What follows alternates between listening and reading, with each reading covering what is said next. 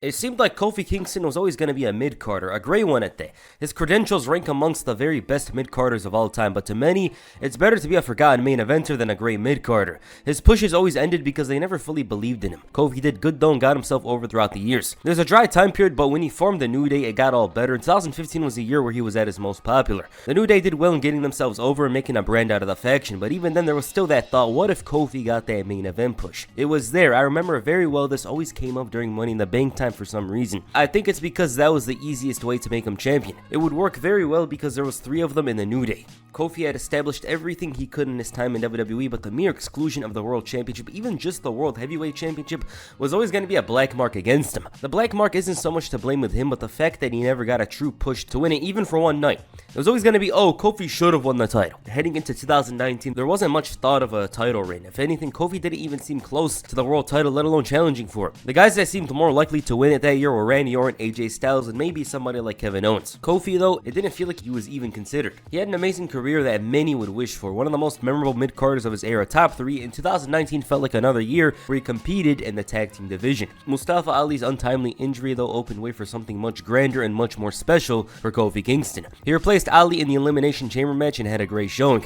Fan support was increasing the moment he beat Daniel Bryan in the Gauntlet match, and the teases were there. I remember very well seeing a lot of images of Kofi holding the title. It was something that was becoming more and more likely. Great match at Elimination Chamber. He had a great underdog performance that really made everyone remember how amazing he was as an underdog babyface. Kofi Mania was the agenda at this point. What was once impossible was becoming probable, and with the way the roster was at the time, it was wide open. Kofi was the perfect challenger for Bryan at the time and basically became what he once was a couple of years earlier, the champion of the people. Kofi Kingston had some of his best promos in the build to WrestleMania and provided the fans with one of the most interesting, if not the most interesting match at WrestleMania. I know it was for me, and I wouldn't have had a problem with him main eventing. The women's triple threat had lost some momentum by the time it came. It should have been Kofi and Bryan. That match was the best match at WrestleMania, and the show peaked with it, so maybe it was well served being in that position, because at the end of the day, regardless of how things went, it's still the most memorable part of WrestleMania 35 for me. One of the most rewarding moments, I'd say, in recent memory for me, because I've seen Kofi Kingston since he began. MSG moments, saw it on TV live, his constant losses, everything. We saw the journey, and for those moments, in some ways, they're the only moments when wrestling is real. It's genuine to see Kofi Kingston win the title. It redeems everything about his run. Not to mention, for him, it's an amazing accomplishment to be the first black WWE champion. It was special, and compared to title wins in the last 5 years, that was probably the best one next to Cody Rhodes for me. This title reign, unfortunately, was never going to have that same effect because that moment was too good and too special. Seth Rollins became champion at WrestleMania 2, Becky Lynch, all that. It was a special time. I remember the fans were happy that WWE had actually listened to them, especially with Seth Rollins and Kofi Kingston. He kicked off Raw the next night talking about stuff when Kofi Kingston interrupted. He had an incredible reaction from the crowd, and it was the Raw after WrestleMania, so the crowd was really into it. But this ended up being a bigger scam than Backlash 2018. He came out with the New Day. Fans chanted his name, showing a lot of respect, and the New Day showed Rollins appreciation and honor for winning the Universal Championship. But then they made mention of a title unification match. Kofi said he watched the main event last night and wanted to do the same. No Shield, no New Day, just them two, one-on-one, title for title. This was what the fans wanted, but even then you knew WWE wasn't going to do it. It wasn't in their best interest to do it, nor did they like pleasing the fans more than once a week. You thought you were going to get an amazing show after WrestleMania? Good one. Rollins accepted the challenge and it was on. This was overhyped, but everyone knew what was going to happen. The action was fast-paced with both men knowledgeable about each other. Rollins knew Kofi well and vice versa.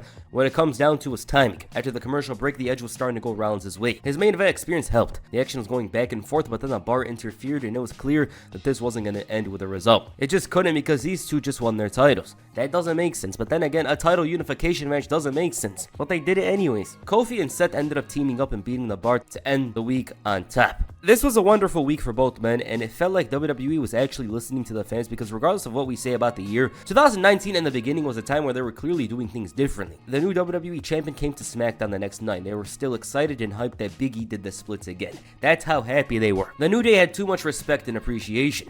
Xavier Woods was about to cry just talking about him, and the new champion mentioned his family. It was all about celebrating the night when the bar interrupted again. They took credit for Kofi keeping his title the previous night, and they wanted to challenge and brought out Drew McIntyre. This is another W for Kofi Kofi Kingston. He looked strong out there, but then again, this is 2019 WWE. They probably didn't know who should challenge him for the title at this point, although that would change. The following week, Kevin Owens hosted a show and praised Kofi for winning the title and congratulated him. Big E was missing and it was because of injury. It was a notable absence, not only because of them being the New Day, but also because Kevin Owens used this to his advantage. He told them that they need backup and wanted to help them. He called himself Big O, the fans wanted it, and they made him an associate of the New Day. Owens fit in well, and in some ways, he eased the transition without Big E. This is notable to Big E. He didn't enjoy the story, feeling it was disrespectful. He was in a hospital, and the first moment he turns on the TV, he sees them moving on and leaving him without support. Kevin Owens, meanwhile, was winning matches for the New Day and doing well as an honorary member.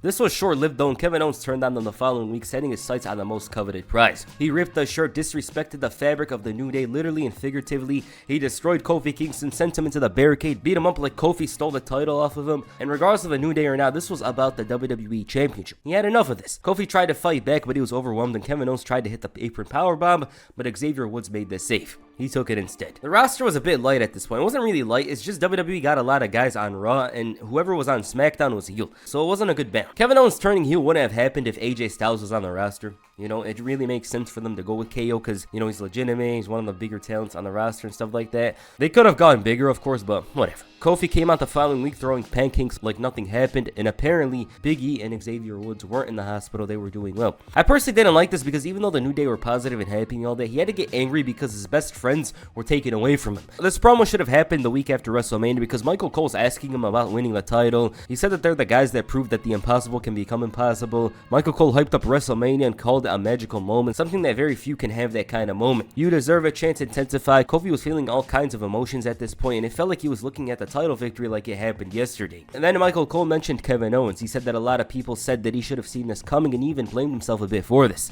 The New Day allows for people to get second chances. He believed that Kevin Owens wanted to change, but he did what he usually did. Since KO wanted to do this for the title, Kofi challenged him to a title match at Money in the Bank. Kevin Owens interrupted and the fans were booing. He had heat. KO had some problems with Kofi. It's the fact that while the title win was great, he can't believe that Kofi is the champion. Kofi himself doesn't even believe this. He's way in over his head. Xavier Woods came in and attacked, but Owens managed to drop him with a super kick and run away. This is always going to be the storyline. Kofi overcoming the odds and having his detractors come out to bring him back down. This was the storyline. It couldn't be anything else because it would never make sense for it to be something else. Kevin Owens hosted the Kevin Owens show later on, and he came out with no designs and stuff like that. It was all serious. He said Kofi is drowning in the pressure and said that he's going to relieve him of his problems by taking the title away from him.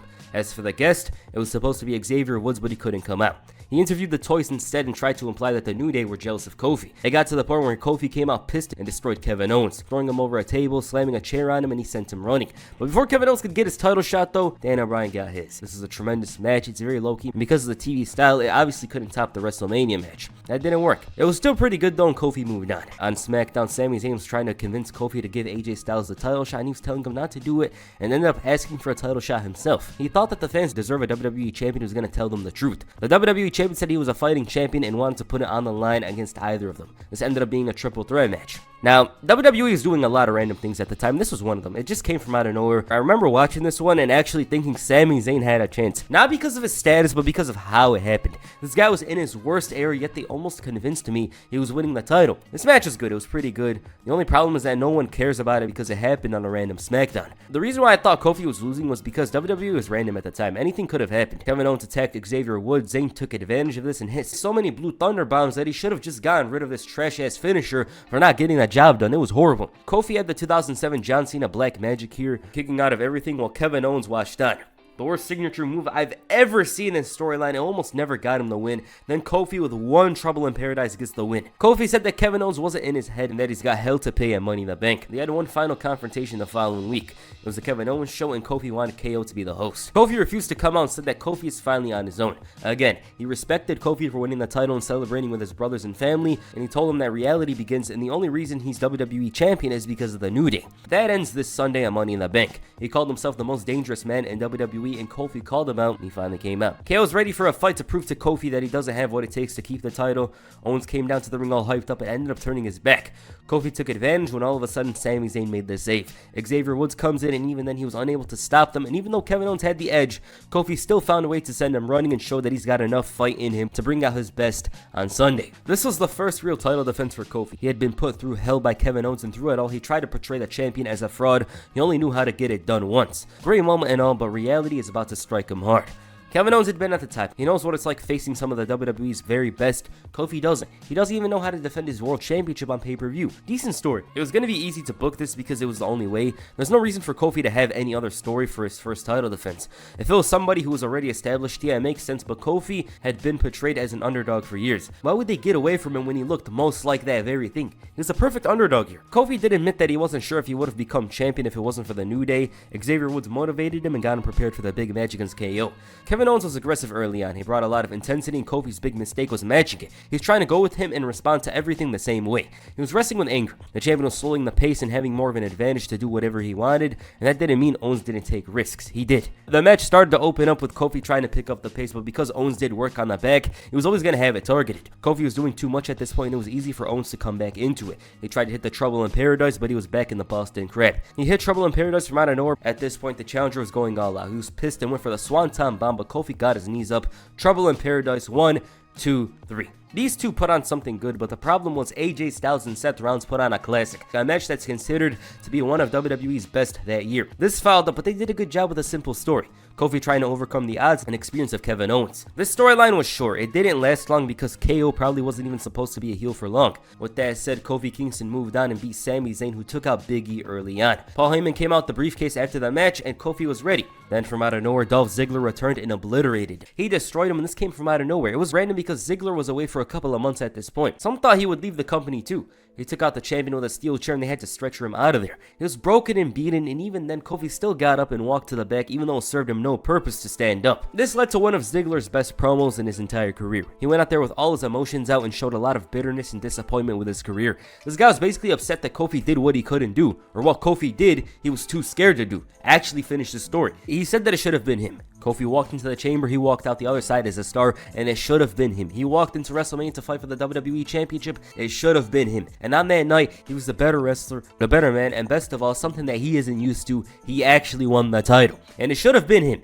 Even then, Kofi has still outperformed every single critic. The fans admire and respect him, but it should have been him. It should be me as a meme, but this was amazing. Ziggler said that he had no choice but to do it, and he said that he's going to beat Kofi for the title at Stomping Grounds. It didn't take long for Kofi to return. He's back the following week and even beat Kevin Owens. The match was pushed to Super Showdown between Ziggler and Kingston, and at this point he realized that everyone is calling him a fraud for getting lucky and holding the title. He said that while the moment when he won the title was amazing, it was inspiring to help others believe in themselves. And that's what he did when he went to Ghana. He was proud, but then Dolph Ziggler interrupted. He said he respected Kofi too much to beat him up right now, but said that it was about him now. He was complaining about giving everything to WWE, and it was Kofi who got to have the WrestleMania moment. He should have gotten that moment. It should have been him. He called Kofi a hero, but said that the fans are going to realize that it should have been him. The WWE champion mentioned that he actually beat him several times throughout his career, and he knows how it feels to lose, then showed a clip of him relinquishing the United States Championship. If it should have been him, then it would have been him. When things don't go his way, he quits. He walks out and turns his back. He never quit.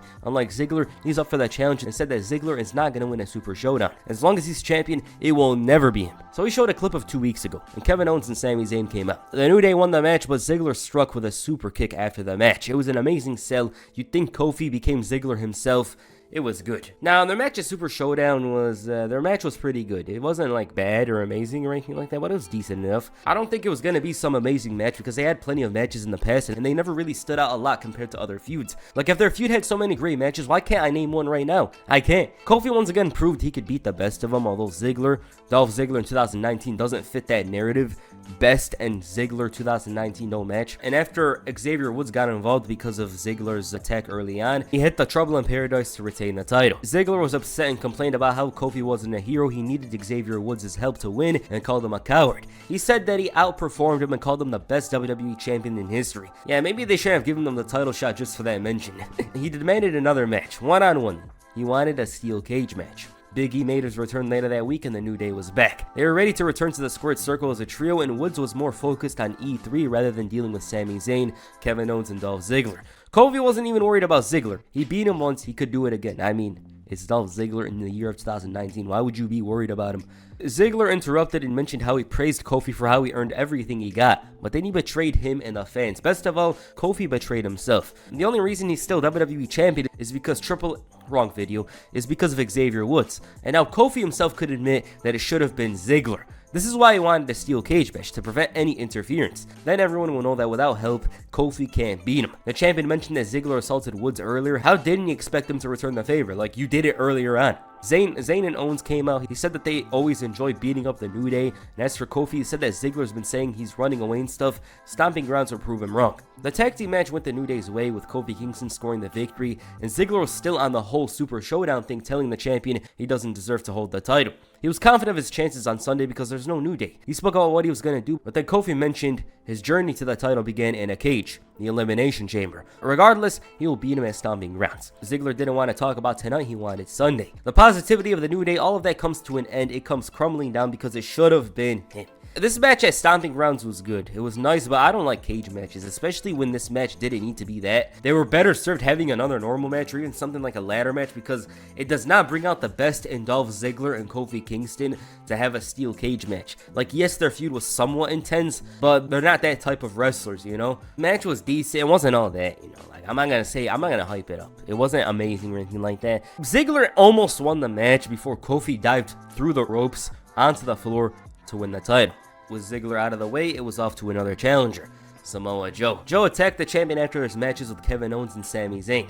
This came from out of nowhere, but it wasn't that shocking. Joe was a big challenger from 2017 to 2019. He always came around every once in a while to challenge for the title. The following night on SmackDown, Kofi spoke about his cage match with Dolph Ziggler. This wasn't his main focus though, it was Samoa Joe. The match was made for Extreme Rules and Kingston hyped him up as a tough challenger. He called him a shark but said he'll be damned if he'll eat him alive. Dolph Ziggler refused to be overlooked for Samoa Joe, and it should be me. That's what they saw him as. Ziggler said that Kofi knew him well. He knows how good he is, and the champion didn't feel very interested in facing him because he beat him.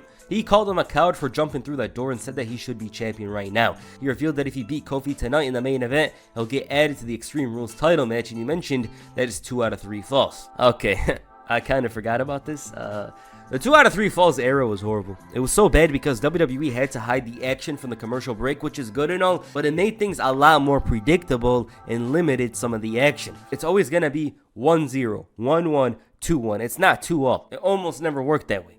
This match was good though. These two were capable, but as I said earlier, their matches weren't dropping the ground and being this huge classic. They obviously didn't intend for it on this night, but I'm just saying, you know, like these guys, their feud wasn't like amazing here.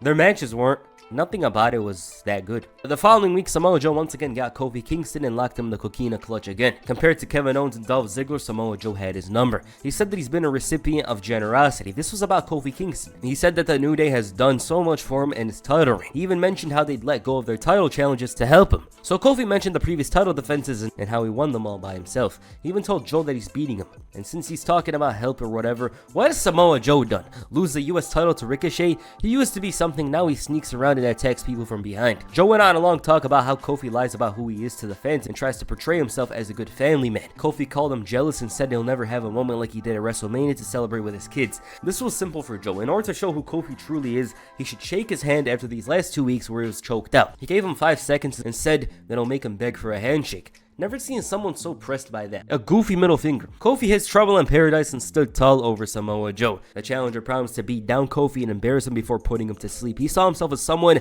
that the people can rely on to take everything from Kofi Kingston and everything he took away from the fans. Kofi, on the other hand, wasn't worried about anything and thought that he himself got into Samoa Joe's head. This build was bad, I'm not gonna lie, it was so short and rushed. The story wasn't fleshed out, and all I remember is Kofi's hand gesture from this build, you know? Samoa Joe's talking about how Kofi's a fraud similar to Ziggler and how Kevin Owens did, but they did not flesh it out. It felt like an afterthought and took away a lot from this feud. It was a simple story, but it should have been developed more.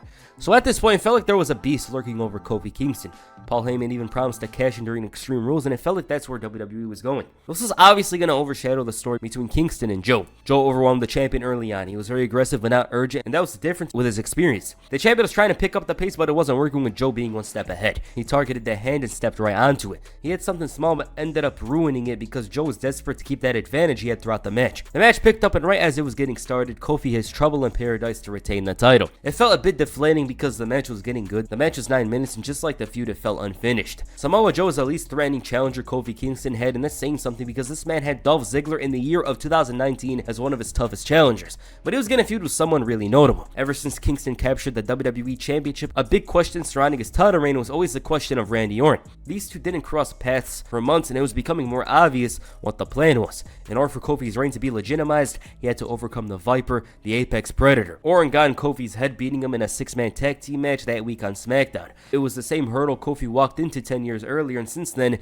his career wasn't the same. This was something that the champion wanted to fix. He wanted Randy Orton at SummerSlam. He had to worry about his next title defense, but Kofi was more focused on Randy Orton. Kofi told him that he whooped his ass all over the arena in Madison Square Garden, and it was a moment that still gives him goosebumps. It was supposed to be the moment he made it to the main event. Kofi claimed that Orton used his influence to prevent him from entering the main event scene. It almost worked, but through hard work and determination, he made it to the main event scene. Orton straight up said he did use his influence. Why? He's not ready, and he still isn't. He said that Kofi worked hard, but what about him? He worked for 18 years, and he didn't have to work that hard, because all he had to do was be Randy Orton. He didn't have to fake a Jamaican accent and throw pancakes. He's the reason why Kofi had a title match at WrestleMania. Why? Because he was the one that injured Ali. Kofi doesn't deserve that championship, but he could take it from him whenever he wants. So Kofi wanted to put that to the test. He challenged Randy Orton for the WWE Championship at SummerSlam. He accepted, but told him that this fairy tale is coming to an end with an RKO. He tried that a couple of minutes later, but Kofi capitalized on the distraction to hit Trouble in Paradise. He actually had a good match with Joe and Ziggler that week on the WWE Network special called Smackville. And this wasn't going to end any different, but they had a good one. This one, as opposed to the Samoa Joe feud, was long term. The build involved one segment, and that segment alone had more impact than anything Kofi did in the last 3 months. The reason why is because these two had a lot of fury behind their history, as opposed to Kofi and Ziggler hyping up a feud that never went beyond the mid-card. This is what it came down to. Kofi's mid-card struggles could be traced back to one single moment, a moment of error that banished him from the main event scene. A moment that excommunicated him from the top of the WWE and casted him as a pure mid-card talent that was probably never going to overcome these politics at play. This feud was probably never going to happen. Nobody really put much thought into it, seeing as Kofi Kingston was never going to win a title. This was one of the first matches in the title reign to feel like a true main event. They didn't main event the show, but it felt like a big deal. Kofi was a risk taker during this match. I felt like he was more valiant and courageous as opposed to his other matches. The match kicked up, Orton hit a super RKO, and it seemed like the title was gone. I think I believed Orton was winning before watching it. Orton had a plan. He was going to do something to make good on it, but then he saw Kofi's family, and they both got counted out. The fans were pissed with this one, and Kofi got all angry and aggressive with the Viper. He was using a kendo stick. He dropped him with the Trouble in Paradise, and this was only the beginning of the feud. It wasn't an amazing match. It was decent, but that finish took away a lot. I know they used it to progress the story. It's understandable. Randy Orton lashed onto this, talking about how Kofi ran away from a fight at SummerSlam. He claimed that Kofi ran away because he can't beat him. He ran away from a fight in front of his 2 sons, and when they grow up, they're going to ask the question, why did you run away from that big scary guy? He'll tell them that he can't beat Randy Orton. The New Day are facing the Revival. Why don't they join them to make it a 6-man tag team match? This worked in his favor, with the Viper laying out all the members of the New Day and standing tall with the Revival. Orton had a lot of anger towards Kofi for running away from a fight. He proved himself right after Kofi took those RKOs. He's stupid, just as he said 11 years ago. Same thing on Raw. Him and the Revival took out Xavier Woods, and this again proved that Kofi Kingston was stupid. All of a sudden, the champion came in from behind and dropped him with Trouble in Paradise. He wanted to take him out like he did to Woods, but then Dash Wilder came in, and this led to Orton escaping even though he got some chair shots. Kofi was set on once again going through Orton and overcoming him. He had more confidence than ever. All Orton could say about this is stupid, stupid, stupid. He wanted to prove it, the fact that Kofi Kingston is stupid, but felt like he had to do it at Clash of Champions. Orton said he got some fan mail and wanted to share it. It was from his son. Kofi Kingston's son sent a mail and said he should stop hurting his dad. He doesn't need to send another letter though, because he realized the sender of this letter is at the hotel. All he could do is pay him a visit now. They brawled and Orton got the upper hand. He dropped him right onto the concrete floor, and Big E took notice of this and wanted to fight in honor of his guy. That partnership between Orton and the Revival was starting to become something, and they helped him beat Big E. Orton was happy that he took out Kofi and even challenged him to a fight, knowing that he might not come out. He still did, but got attacked by the Revival, and this led to Orton calling him stupid. He told him he's beating him for the title in front of his friends and family. Kofi tried to put up a fight, but he was overwhelmed, and Orton dropped him with a super RKO. There was an advantage for Randy Orton here, but they still had to go to MSG. Kofi was happy to come back to the arena, but Orton had enough hearing about it. He called him stupid and said that he always talks about MSG in WrestleMania 35. He said he's taking the title because he has always pretended to be someone for 10 years. Whether it's the Jamaican accent and the dreads or the power of positivity BS. And he had enough. Orton was prepared and caught Kofi Kingston on the trap once again. Orton thought he had him, but Kofi had too much fight on this night. He refused to be humiliated on this night, a night of remembrance. He hit the boom drop from the top of the crowd right through that table onto Orton just like he did 10 years ago. So that's the build. This build was much better. It's the best build that Kofi Kingston had during this title reign. Kofi Mania doesn't count, obviously, because it happened right before. This was most definitely the best build because he was facing a top-tier talent in Randy Orton. They were building it up. It was the biggest story on SmackDown. Everything about it was big. It was good. This match really felt like the one where Kofi would lose his title. That's what I thought at the time, because even though it made sense for him to finally beat Orton, it felt like it was meant for Orton to win the title. I remember my personal opinion, my prediction at the time, it was for Randy Orton to win this match. This match is better than SummerSlam. I do think they should have made it more intense. It should have been a big final match between them as opposed to a normal match. Plus, it was too long. With that said, it mostly followed the same style as SummerSlam, but in a better way. They paced it better and had more interesting spots. Kofi finally overcame Orton to end the feud on top with one Trouble in Paradise. And if you're like, why aren't you talking about the match? There's not much to talk about. I watched it here. It was a bit too long. Yeah, they traded spots. Orton took control. There's not much to say about it. He moved on, and at this point, he did what he wanted with the title reign. Randy Orton was the big story. This feud was good. I think it was the best representation of Kofi Kingston as champion. He was someone that took on any and all comers, fought them, and it finally closed the storyline between Randy Orton and Kofi Kingston, which is something people have wondered about for years. You know, what if Kofi finally faced Randy Orton? He finally beat him here. I thought it was going to be somewhat similar to the Drew McIntyre story a year later, where Orton would actually win the title from him by the end of it. But that wasn't to be. Other than that, I'd say it was good. It legitimized Kofi's WWE Championship reign. It felt like the best way to go about it. Yeah, Orton could have won the title here and whatever, but it really made sense for Kofi to avenge his loss and move on. The Beast Brock Lesnar challenged him to a title match later that week. This was Lesnar's first appearance in SummerSlam, and I think it was always meant to be Kofi and Brock. Since the moment he won the title, Kofi was a fighting champion. He took on any and all comers, so Brock Lesnar was no different. This was basically the end. The match was hyped up as the first main event on Fox. SmackDown was moving to Fox and was going to be on Friday nights. This was a statement that WWE was going to make the show much bigger than it was in the past. That's what it was here. Now, Kofi was eager for this challenge. He was ready. I was a bit hyped for it at the time, I remember, because, well, you know, Brock Lesnar on SmackDown is a big deal. I believe it was the first time he wrestled on TV in 15 years. Other than that, I thought it was the end, you know. I didn't think Kofi was going to win the title here or anything like that. But I thought he was going to put on a good fight. They were going to have him go out on top. He was going to go out a fighting champion. Well, he lost in 5 seconds. I'm legitimately shocked at this point. I remember, it's like, what the hell? It was crazy to me, and the thing is, this is one of the worst things WWE... Alright, I'm a bit too dramatic. Let's rewind and go back. This was one of the dumbest things WWE did in recent years. The reason why is because of the fact that Kofi Kingston was, like, a respected wrestler. And not just a respected wrestler, he had a respectable title reign in the sense of, like, on paper, he beat these challengers clean, won Trouble in Paradise, all that. Yeah, he never got to show any of that here. And the worst part in all of this is the fact that there was no rematch. Kofi lost like that. They moved on to freaking Cain Velasquez to do a feud from 2010, but they did Kofi wrong here simply based on the fact that he never got a chance. If the match lasted 5 minutes, would some people have complained? Of course. There's always going to be people that complain. Even if Kofi lost, people were going to complain. However, if he put on more of a fight, hit a Trouble in Paradise, Brock kicks out, boom, Brock gets up, drops him, Kofi fights back, Trouble in Paradise again, still not enough, goes for a third, Brock catches him with F5, whatever, that would have been much better.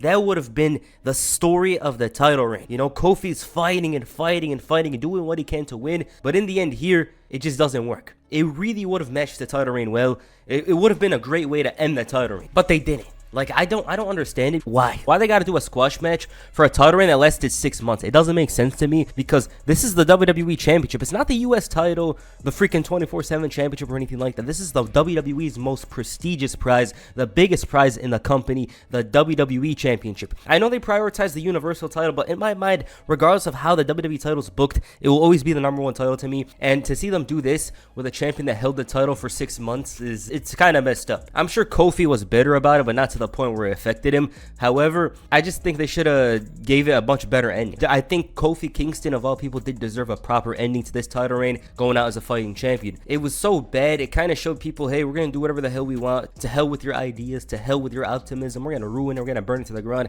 And I'm like, bro, why we gotta do this? Especially for a feud from UFC that was 10 years ago. I could watch Cain Velasquez and Brock Lesnar fight for real. Why would I want to watch it for fake?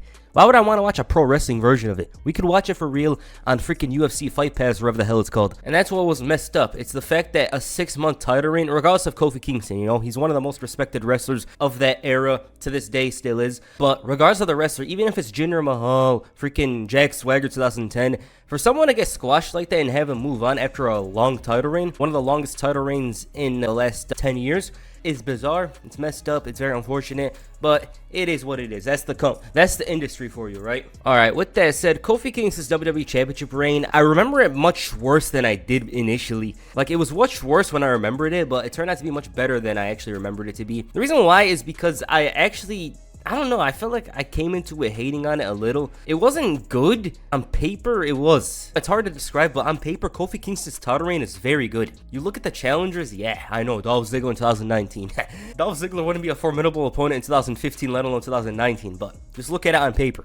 He beat Daniel Bryan twice, Kevin Owens, Samoa Joe, Randy Orton, and through all of this, he beat all of those guys with one Trouble in Paradise. My problem with the title reign is the fact that they never had him headline #1. He had decent matches with all of these guys. I think all these guys, he had somewhat decent matches with them. I do like the fact that he won the title. I don't like the presentation, you know. I felt like he shouldn't have been throwing pancakes all the time, like at times here and there, but they kind of ruined it with that. Other than that, matches were solid, decent, but they should have ended it in a better way. I really think Kofi Kingston deserved to end it in a better way. Not just because of the fact that he's Kofi Kingston, but because of the fact that he went through all those challengers, such as Randy Orton, Kevin Owens, and all these guys, just for it to end with an F5 in like 10 seconds or whatever, or 8 seconds or whatever. It's stupid. It's messed up. Other than that, I will say, solid run for someone that was going to hold the title only one time. I'm pretty sure he doesn't have much to complain about because he probably wasn't even going to have this title reign in the first place. Kofi deserved it, you know? Kofi deserved this title reign. I'm glad he got to experience it. It's actually better than I remember, but it's not that good because of the credibility, I'd say, you know? Like, you can't feud with Dolph Ziggler for like 3 months or 2 months